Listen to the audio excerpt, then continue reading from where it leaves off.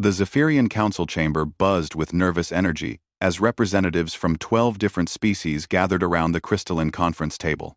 Ambassador Kretok of the Vorthan Empire adjusted his breathing apparatus, the methane mixture helping to calm his 3 hearts as he reviewed the intelligence reports one final time. The humans have established another colony, announced High Counselor Vex Ari, her chitinous exoskeleton gleaming under the chamber's bioluminescent lighting. This makes their 15th world in the past 2 cycles. Murmurs of concern rippled through the assembly. The Quilarian delegates' tentacles writhed anxiously, while the silicon-based Crystech representatives' form pulsed with worried frequencies. 15 worlds, repeated Ambassador Thys of the Serpentine Coalition, his forked tongue testing the air. Their expansion rate exceeds all projections. Our analysts believed it would take them at least 10 cycles to reach this level of colonization.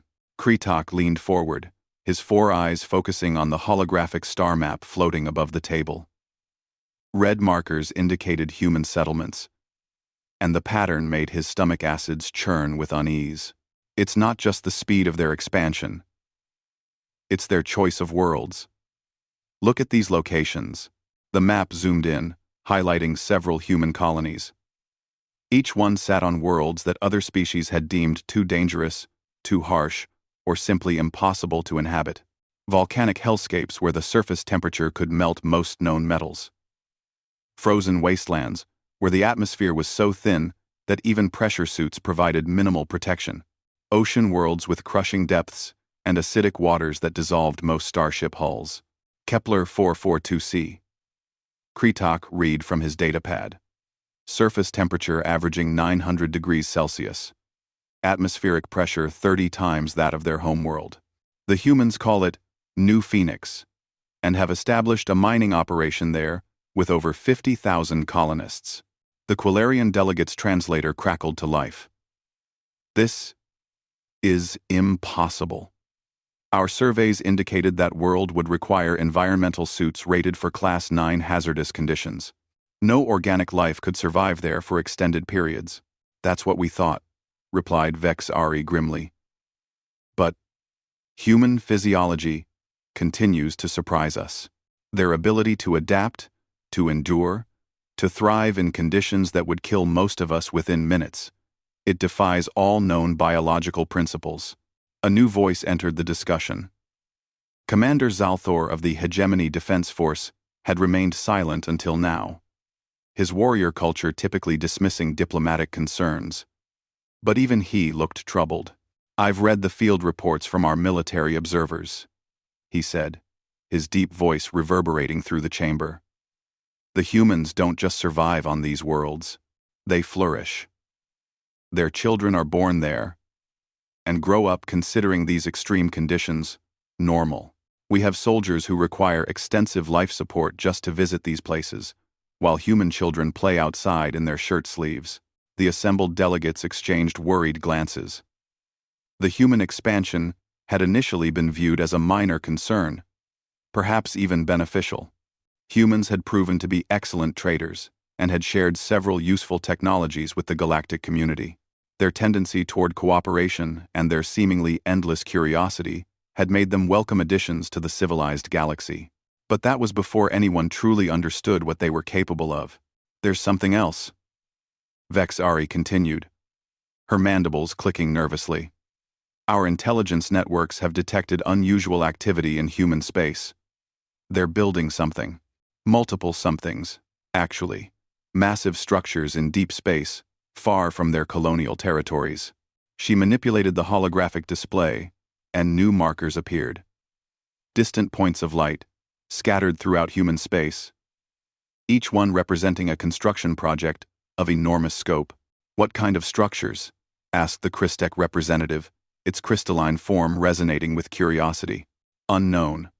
Our long-range sensors can detect the energy signatures and the massive amounts of materials being moved. But the humans have deployed some kind of interference field around each construction site. What we do know is troubling. The display shifted again, showing energy readings and spectral analyses. Each site is consuming resources on the scale of a small moon. The energy outputs suggest industrial processes we don't recognize. And the gravitational anomalies. Vexari paused, letting the implications sink in. The gravitational anomalies suggest they're manipulating space-time itself. A shocked silence filled the chamber. Space-time manipulation was theoretical technology, discussed in academic circles but never successfully implemented. The energy requirements alone should have made it impossible for a species as young as humanity. That's not possible, whispered Ambassador Thys. They've only had faster-than-light travel for 3 of their generations. Most species require millennia to develop such advanced technologies. Most species, Kritok said slowly, don't have humanity's particular gifts. He activated his own data display, showing historical records of human achievement. When we first encountered them, we marveled at their rapid technological development. In less than one of their centuries, they went from primitive chemical rockets to interstellar travel. We thought it was impressive, but not unprecedented. The data scrolled past achievements that had taken other species much longer to accomplish. Artificial intelligence, quantum computing, genetic engineering, fusion power. Technologies that typically required thousands of years of development had been mastered by humans in mere decades. But we misunderstood the significance. Kritok continued. We assumed their rapid progress was due to their collaborative nature, their willingness to share knowledge and work together. We didn't realize it was something far more fundamental. He pulled up biological scans of human brain tissue, comparative analyses that had been conducted during the initial first contact protocols. Their neural architecture is unlike anything we've encountered. The number of connections, the processing speed, the sheer adaptability of their cognitive systems. They don't just learn quickly. They evolve quickly. Not just technologically, but biologically. The implications were staggering. Most species in the galaxy had reached a relatively stable evolutionary state millions of years ago. Physical and mental changes occurred over geological timescales, but humans seemed to be in a constant state of rapid adaptation and improvement. The colonies on the extreme worlds, Vexari said, understanding dawning in her voice. They're not just surviving the conditions. They're adapting to them. Exactly, confirmed Kritok. Our latest intelligence suggests that humans born on high-gravity worlds are developing denser bone structures and more efficient cardiovascular systems within a single generation. Those born on worlds with different atmospheric compositions show altered lung capacity and blood chemistry. They're not just colonizing hostile worlds. They're becoming native to them. Quote, the weight of this revelation settled over the assembled delegates like a suffocating blanket. They were witnessing the emergence of not just a single species, but potentially dozens of human subspecies, each one perfectly adapted to environments that would be lethal to their own people. Commander Zalthor's tactical mind immediately grasped the military implications. If they continue this expansion pattern, if they can truly adapt to any environment, they'll be unstoppable, finished Ambassador Thys. No defensive position will be safe. No world will be beyond their reach. They could colonize the core systems of any empire in the galaxy. The chamber fell silent as each delegate contemplated their species' future in a galaxy increasingly dominated by human expansion. They had welcomed humanity as a promising young species, potential allies in the complex web of galactic politics. None of them had imagined they might be witnessing the rise of the next dominant galactic power. What do you propose we do? Asked the Quilarian delegate finally. Vexari's mandibles clicked together in what her species considered a grimace. The Zephyrian Council has been monitoring this situation for several cycles. We've identified what we believe to be a solution. She activated a new display, showing detailed schematics of human colonial infrastructure, supply lines, communication networks, resource extraction facilities, all the complex systems that supported human expansion across the galaxy. Despite their remarkable adaptability, humans still rely on sophisticated supply chains to maintain their colonies. Their expansion may be rapid, but it's also dependent on constant resource flows and technological support. If we could disrupt these systems, you're suggesting economic warfare, observed Commander Zalthor. Cut off their supply lines, isolate their colonies, force them to abandon their expansion. More than that, Vexari replied. A coordinated response from the major galactic powers. Trade restrictions, technological embargoes, diplomatic pressure. Make it clear that continued aggressive expansion will have consequences. The assembled delegates considered this proposal. It was risky. Humans had proven to be valuable trading partners, and their technologies had benefited many species. But the alternative, allowing unchecked human expansion to continue, seemed even more dangerous. There is precedent, added Kritok reluctantly. The containment protocols established after the Vortok expansion wars.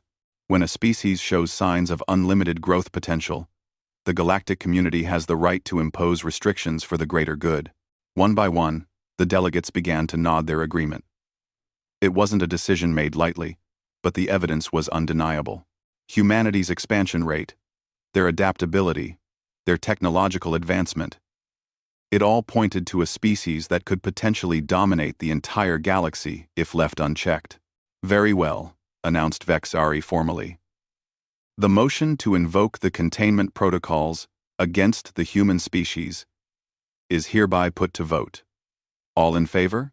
Across the chamber, representatives of 12 different species raised their appendages, tendrils, or manipulator arms in agreement.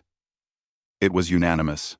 As the session concluded, and the delegates prepared to return to their respective governments, none of them noticed the small, nearly invisible monitoring device that had been recording their every word from its position deep within the chamber's ventilation system. Far across the galaxy, in a heavily shielded communications center buried beneath the surface of New Phoenix Colony, the recording reached its intended recipient. Admiral Sarah Chen listened to the entire session twice before finally leaning back in her chair and activating her secure communication link. Command, this is Admiral Chen. The Alliance Council's worst fears have been confirmed. They're moving against us. The response crackled through quantum-encrypted channels from Earth. Understood, Admiral. Are you certain they intend to implement the full containment protocols? Affirmative. They're scared, Command. Really scared. And they have every right to be. Chen looked at the displays surrounding her command center, showing the progress of humanity's most ambitious projects. Deep space construction sites where impasse. The first sign that something had gone terribly wrong came when the Vorthan trade convoy simply vanished. Commander Zalthor stood in the bridge of his flagship, the Times Inexorable Justice Asterisk, staring at the empty space where 17 cargo vessels should have been waiting at the Kepler Junction. The massive space station that served as a critical hub for galactic commerce hung silent and dark, its usual bustling traffic conspicuously absent. Sir, his communications officer reported, his voice trembling slightly. We're receiving automated distress signals from the station. The message indicates technical difficulties. Zalthor's 4 primary eyes focused on the tactical display, while his secondary pair scanned the bridge crew. Technical difficulties at Kepler Junction were like saying the galactic core had a small heating problem. The station was one of the most advanced facilities in known space, with backup systems for the backup systems. When was the evacuation completed? According to the timestamp, sir, approximately 6 hours ago. Just after the containment protocols were officially transmitted to all human diplomatic posts. The timing was not a coincidence. Zalthor had lived through 3 major galactic conflicts in his 2 centuries of military service, and he recognized the signs of a coordinated response when he saw one. But this was unlike anything in his experience. The containment protocols had been in effect for barely 8 hours, and already the galaxy's most important trade hub was offline. Sir, his sensor operator called out. I'm detecting massive energy readings from the construction sites in human space. Whatever they were building out there, it's powering up. The main display shifted to show long-range sensor data from the direction of human territory. Enormous energy signatures were appearing throughout their space, each one representing power output on the scale of a small star. The mysterious construction projects that had concerned the Galactic Council were revealing their true nature. Analysis suggests the energy signatures are consistent with spatial manipulation technology. The sensor operator continued, his voice growing more concerned with each word. Sir, If these readings are accurate, the humans have deployed artificial gravity well generators of unprecedented scale. Zalthor felt his blood temperature drop.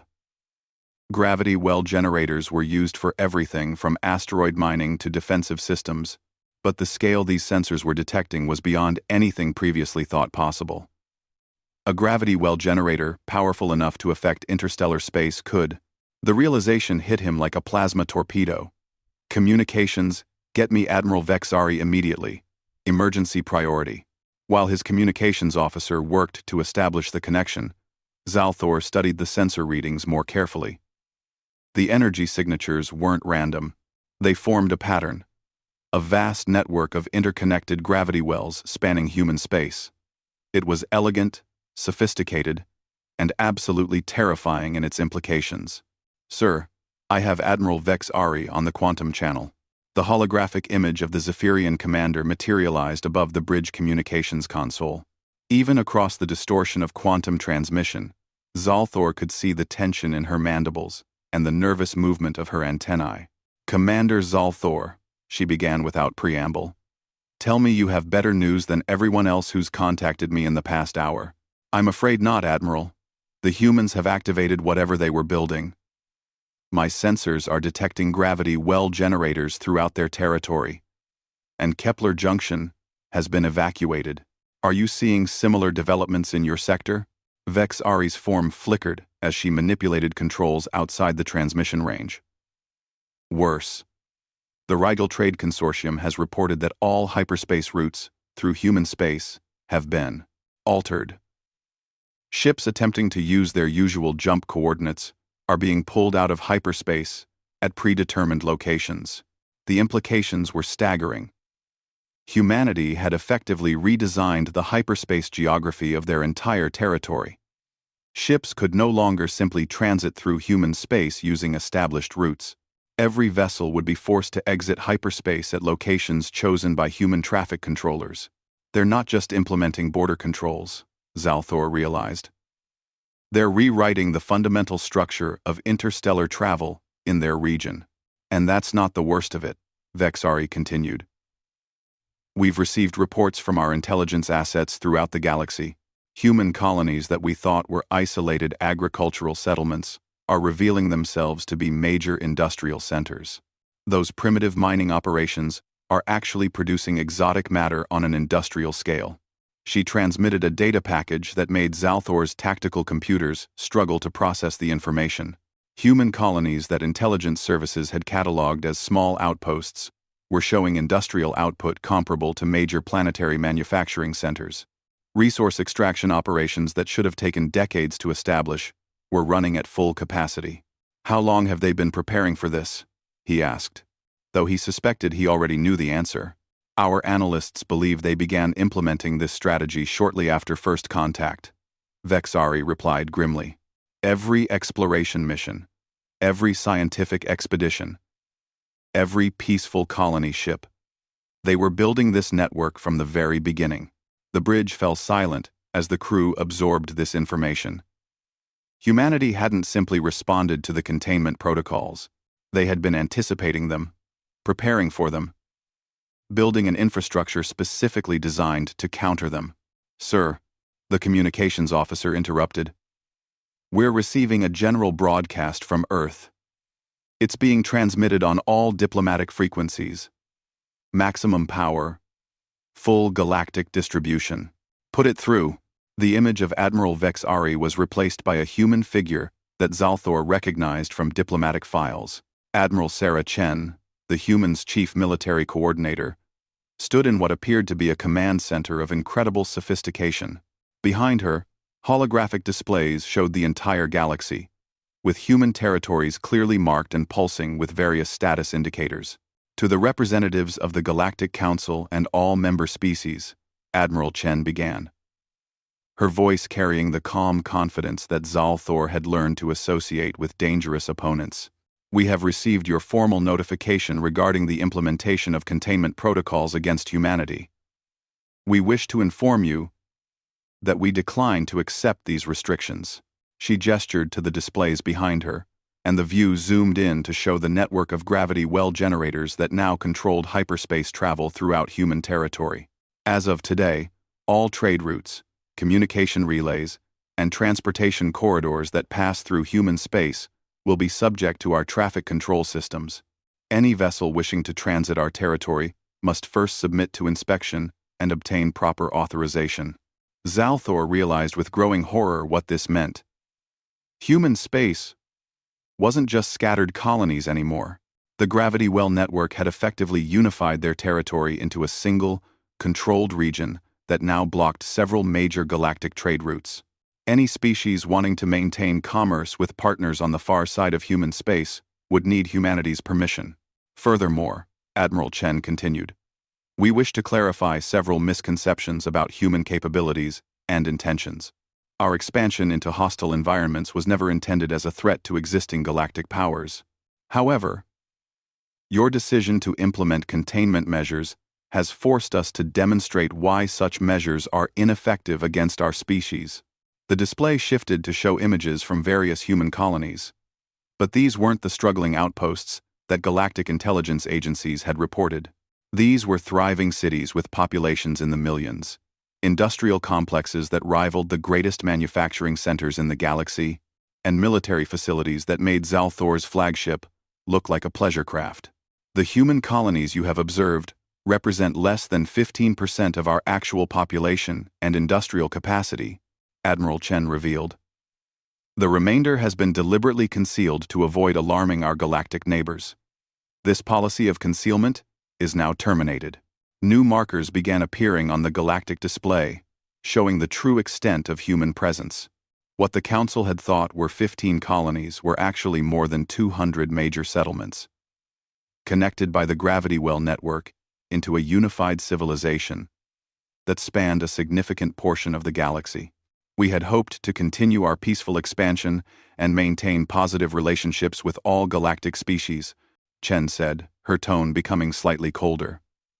However, your decision to invoke the containment protocols has demonstrated that such hopes were naive. The display zoomed out to show the entire galaxy, with trade routes marked in various colors. As they watched, the routes passing through human space began blinking red and displaying authorization required warnings. Effective immediately, the following measures are now in place. All commercial traffic through human space requires pre-approval from our trade authority. All diplomatic communications passing through our territory must be routed through our foreign ministry. All military vessels detected in human space will be escorted to the nearest exit point by our defense forces. Zalthor realized that humanity hadn't just prepared for containment. They had prepared to flip the entire galactic balance of power. By controlling key trade routes and transit points, they could effectively hold the galaxy's commerce hostage. We do not wish for conflict with any galactic species, Admiral Chen concluded. However, we will not accept restrictions on our sovereignty or our fundamental right to expand and prosper. The choice of how this situation develops lies entirely with the Galactic Council. The transmission ended, leaving Zalthor and his bridge crew staring at tactical displays that suddenly painted a very different picture of the galaxy's political landscape. Humanity hadn't just rejected the containment protocols. They had demonstrated that such protocols were impossible to enforce against a species that controlled critical infrastructure.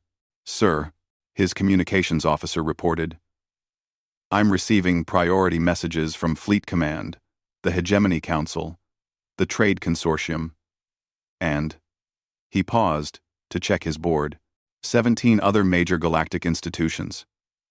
They all want immediate situation reports. Zalthor looked at the displays showing human space, now revealed to be far larger and more sophisticated than anyone had imagined.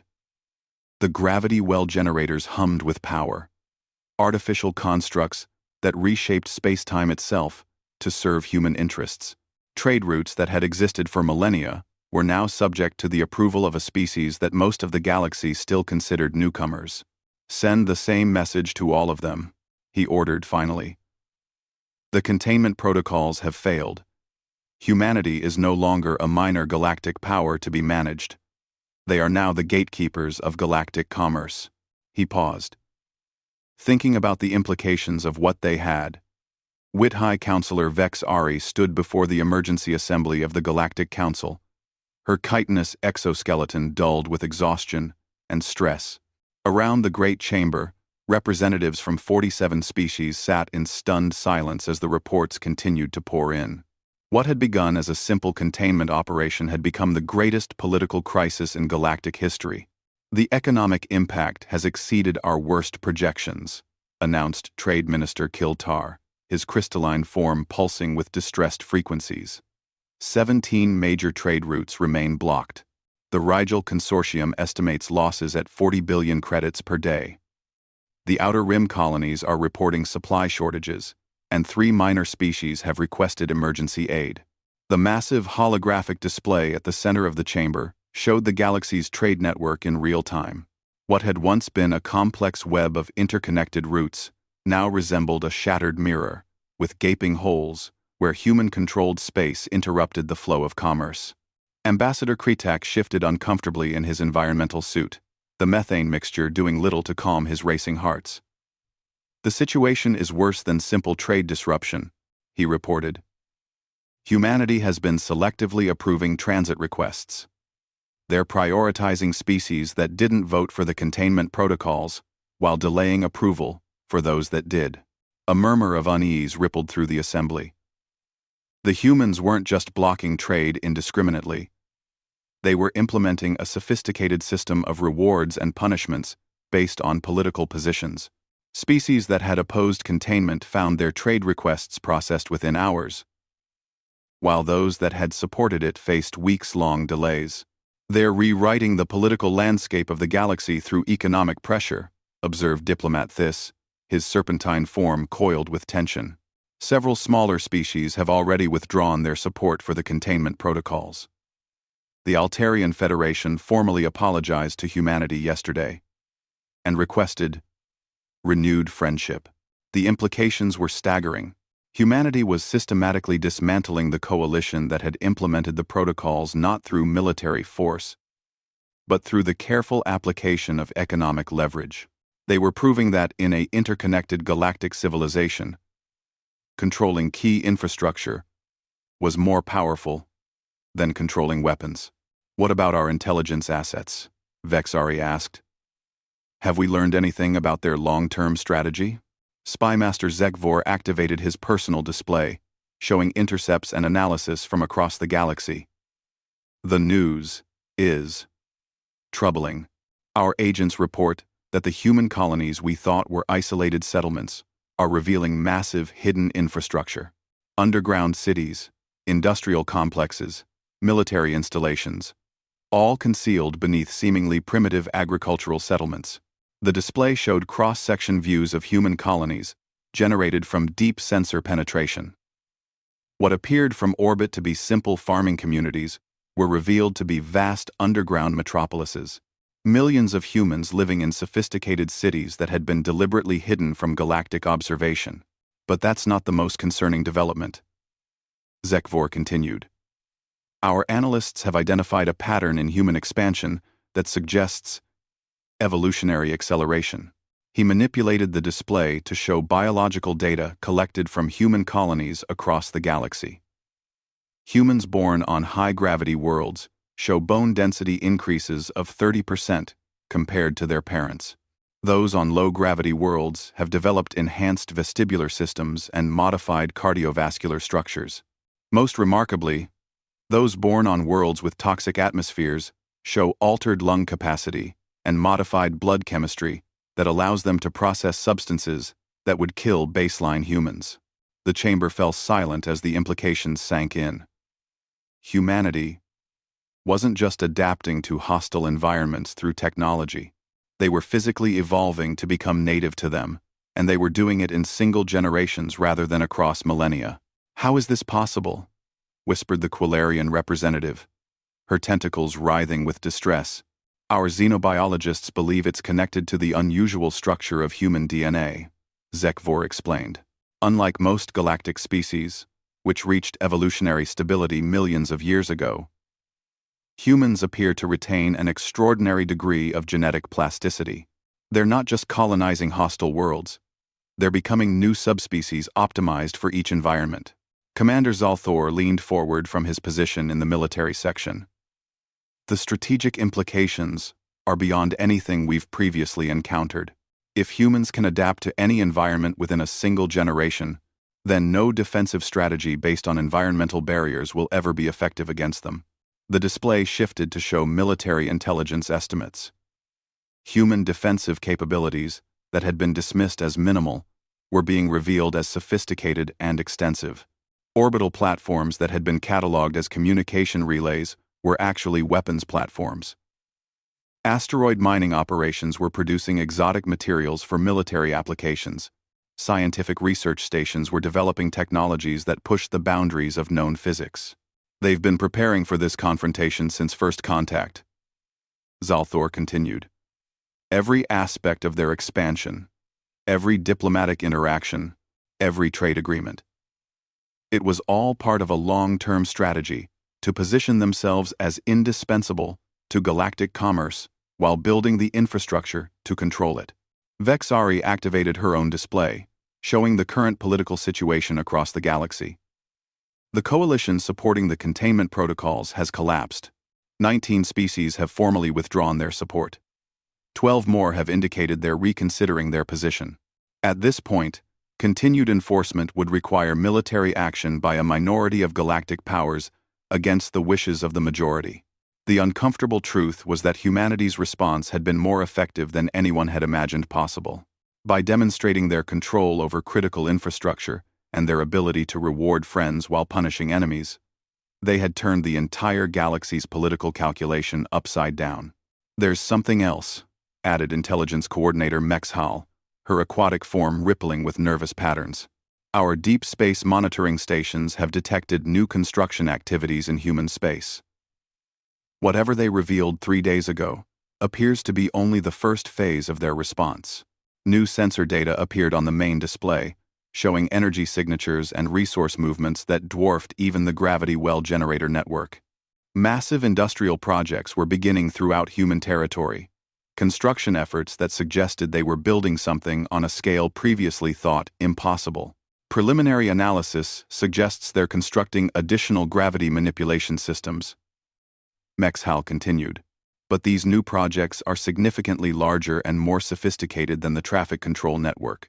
Our scientists believe they may be building the infrastructure for... She paused, checking her data again. For direct space-time manipulation on a stellar scale. The implications were terrifying. If humanity could manipulate space-time on the scale of star systems, they could potentially control not just trade routes, but the fundamental structure of local space. They could make star systems accessible or inaccessible at will, effectively controlling which species could travel where in the galaxy. We have to face the reality of our situation, Vex Ari said finally. The containment protocols have not only failed, they have provoked humanity into demonstrating capabilities that make them the dominant power in the galaxy.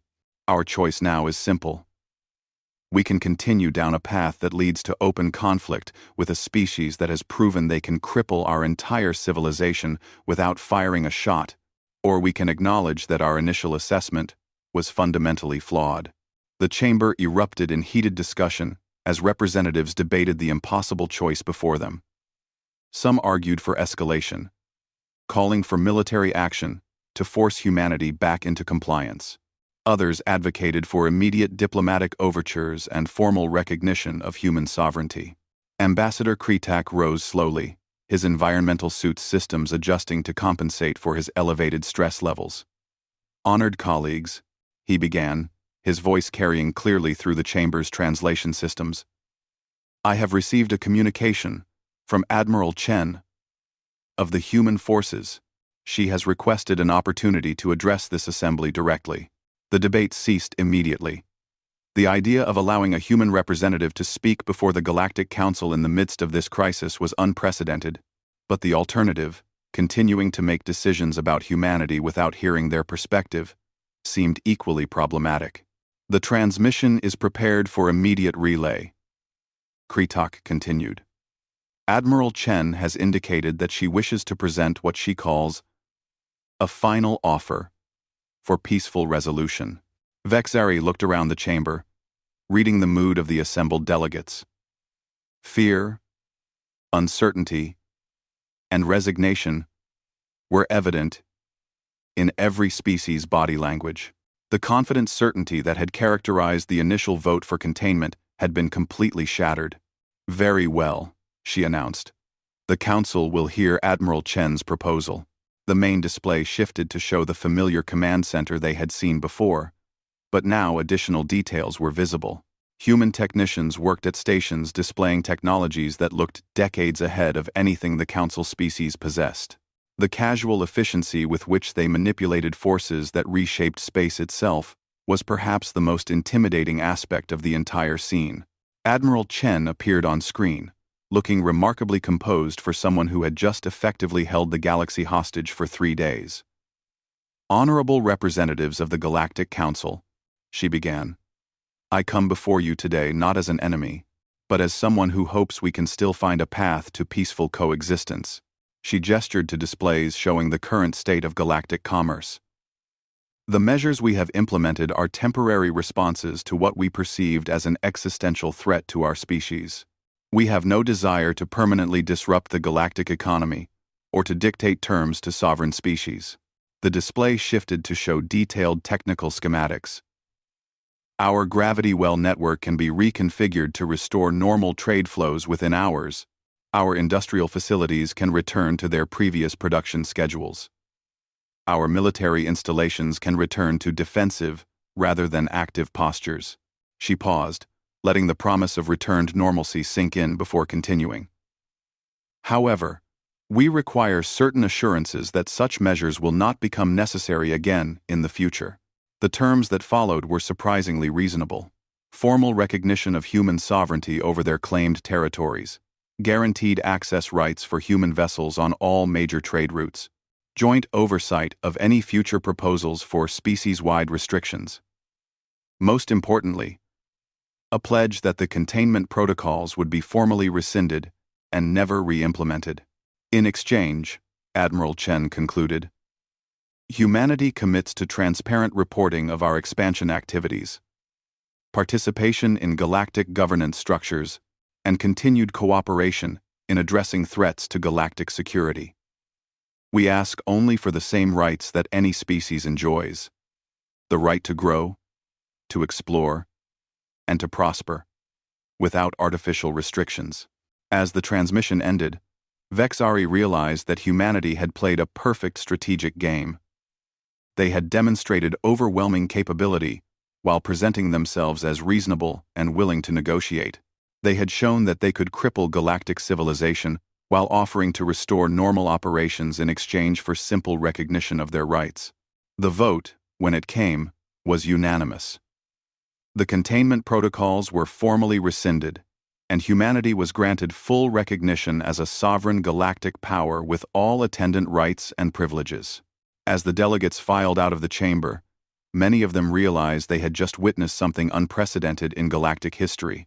A species had gone from minor newcomer to dominant power not through conquest or destruction, but through the careful application of superior strategy and overwhelming capability deployed at exactly the right moment. The oldest rule in the galaxy had been proven once again. Never enrage a species whose true capabilities you don't understand, because sometimes the species you think you're containing has actually been containing themselves, and the moment you threaten them, you discover just how much power they had been choosing not to use. Humanity had taught the galaxy a lesson that would be remembered for millennia. The most dangerous enemy is the one who defeats you without seeming to fight at all, and the most dangerous ally is the one who could have destroyed you, but chose instead to save you from your own mistakes.